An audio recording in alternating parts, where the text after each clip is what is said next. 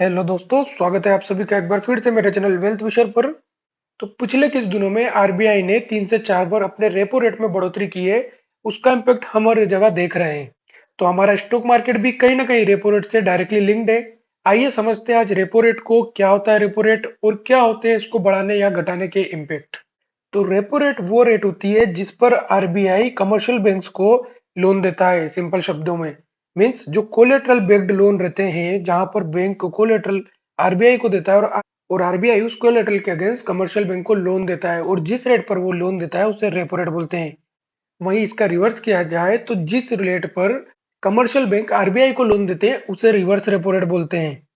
तो हमने दो फ्रेज बहुत बार सुने होंगे। मार्केट की इकोनॉमी बूस्ट करने के लिए रेपो रेट को कट कर दिया जाता है, वहीं महंगाई को कंट्रोल करने के लिए रेपो रेट को हाइक कर दिया जाता है। समझ लेते हैं ये मैकेनिज्म कैसे काम करता है। तो सबसे पहले हम बात करेंगे जब रेपो रेट में रिडक्शन किया जाता है, मतलब जब कंपनी की इकोनॉमी में बूस्ट की जरूरत होती है तब रेपो रेट को रिड्यूस किया जाता है। कैसा रहता है उसका इम्पैक्ट समझ लेते हैं यहाँ पर।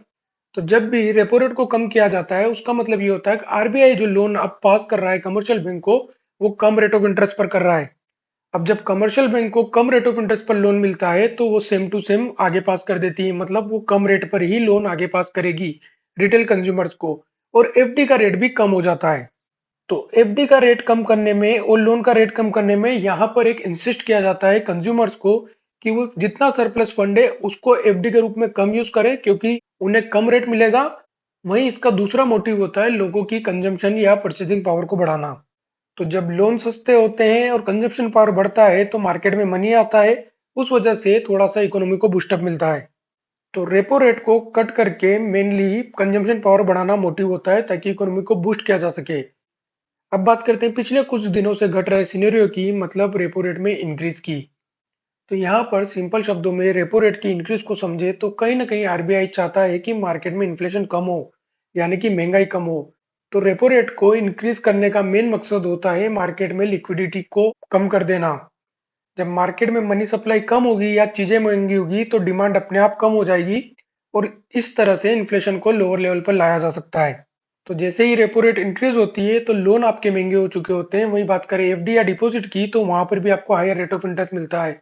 तो जो सरप्लस फंड है उसको कहीं ना कहीं आरबीआई चाहता है कि आप उसे डिपॉजिट करा दे और थोड़ा सा कंजम्पशन पावर को रिस्ट्रिक्ट कर लें।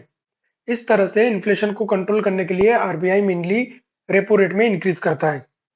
अब दूसरे पहलू की ओर समझे तो रेपो रेट जब भी इंक्रीज होता है तो मार्केट पर थोड़ा सा नेगेटिव इंपैक्ट देखने को मिलता है।